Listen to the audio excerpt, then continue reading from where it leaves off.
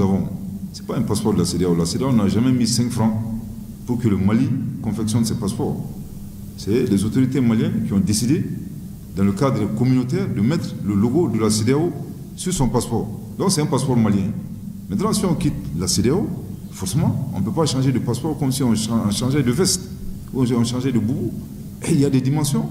Il faut passer des appels d'offres, il faut trouver d'autres prestataires pour confectionner de nouveaux passeports. Au sommaire, le Premier ministre, ministre de l'administration territoriale et de la décentralisation a présidé aujourd'hui vendredi le cadre de concertation nationale gouvernement-société civile. La révision annuelle des listes électorales et les réformes politiques et institutionnelles ont été le centre d'intérêt de cette rencontre. Une rencontre qui a permis aux deux parties d'exprimer leur volonté commune de se donner la main pour le retour de la cohésion.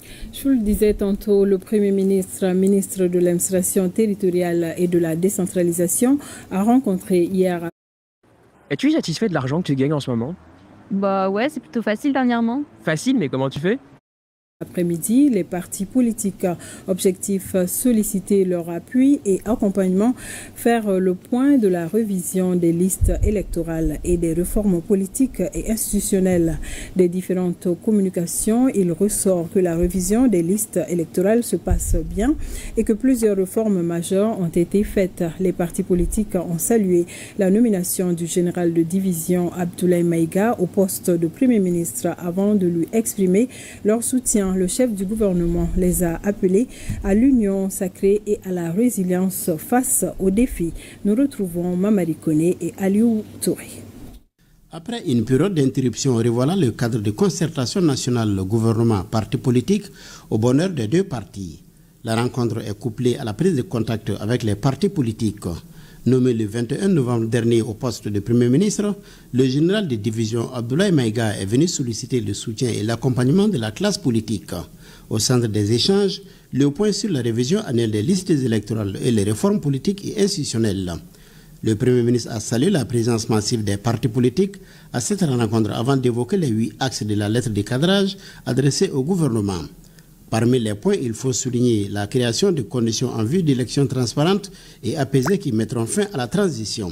La réalisation de ce dernier point requiert une concertation de tous les acteurs impliqués dans le processus électoral, d'autant plus que le chef de l'État a fait de l'inclusivité un principe d'action dans la conduite des réformes pendant la transition. Pour reprendre sa phrase, je cite, « C'est ensemble que nous ferons le Mali croît ». Je voudrais vous rassurer que les principes de ce cadre de concertation seront maintenus et respectés, à savoir l'inclusivité, la co-construction et la transparence. Dans notre mission, l'union sacrée est un prérequis. Nous comptons sur vous, la division et la haine ne profitent qu'à nos ennemis. L'exposé du directeur régional de l'administration du territoire, Abdoul Salam Diepkele, il ressort que la révision annuelle des listes électorales se passe bien. Elle a permis d'inscrire 58 906 nouveaux électeurs, de faire le transfert de 56 283 et d'éradier 37 833. De nos jours, le nombre d'électeurs s'élève à 8 472 439. La particularité de la révision des listes électorales de 2024 est qu'elle se tient sur la base de la réorganisation territoriale et administrative intervenue en 2023. C'est le lieu pour moi de saluer les cadres du ministère de l'administration territoriale et de la décentralisation et ceux de l'autorité indépendante de gestion des élections qui ont travaillé d'arrache-pied au sein de la commission technique paritaire pour parvenir dans un délai court à ce résultat tangible. On peut donc affirmer qu'à l'issue de la révision annuelle des listes électorales de 2024, l'ensemble des circonscriptions administratives et des collectivités territoriales disposeront de leurs listes électorales sur la base de la configuration administrative actuelle. En matière de réformes politiques et institutionnelles, le conférencier note la nouvelle loi fondamentale, la création de l'autorité indépendante de gestion des élections, la digitalisation des moyens de paiement dans les services publics, le parachèvement du processus de réorganisation territoriale, l'institution de la carte d'identité nationale biométrique sécurisée, entre autres. Comme vous le savez, entre autres objectifs assignés à la transition, figure également la conduite des réformes politiques et institutionnelles pour sortir notre pays des crises politiques et sécuritaires cycliques qu'il connaît depuis plusieurs années. Et ceci est conforme à la vision du chef de l'État, qui est la suivante: mener des réformes clés avant d'organiser des élections. Orientation conforme aux attentes du peuple à l'issue des assises nationales de la refondation.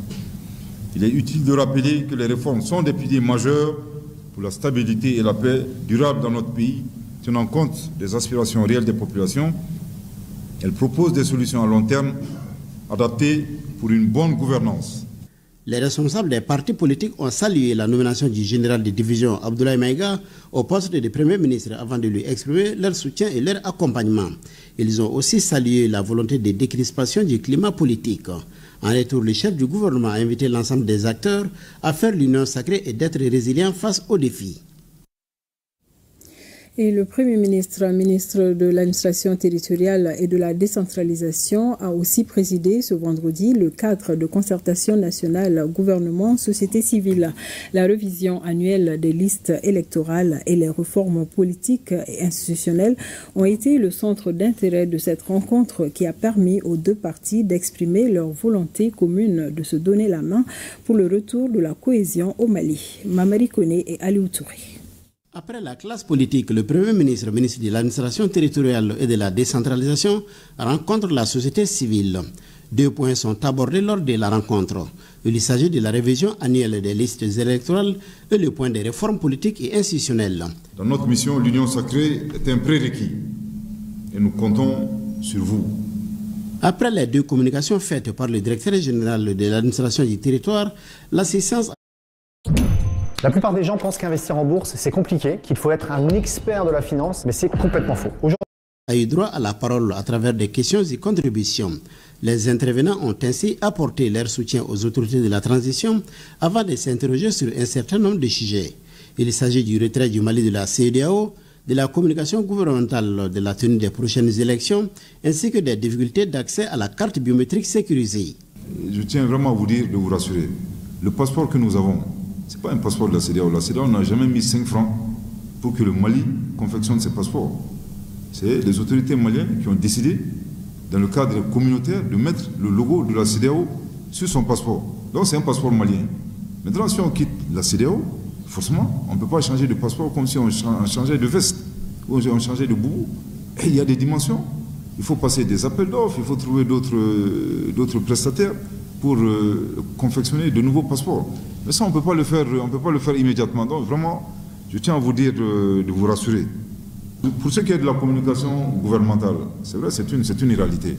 Mais là encore, honnêtement, comme on vient de très loin.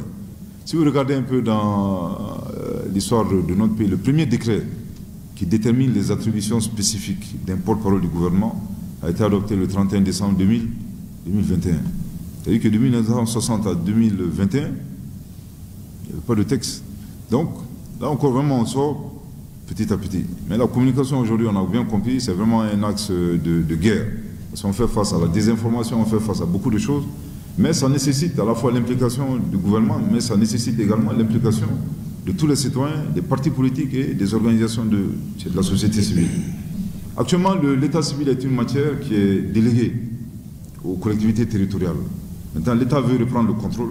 Ça ne veut pas dire que les collectivités territoriales ne sont pas impliquées, mais les maires n'auront la possibilité que de signer, mais plus la possibilité de modifier les données ou les lieux de naissance. Donc ça va même éviter à terme les cas de fraude et d'autres.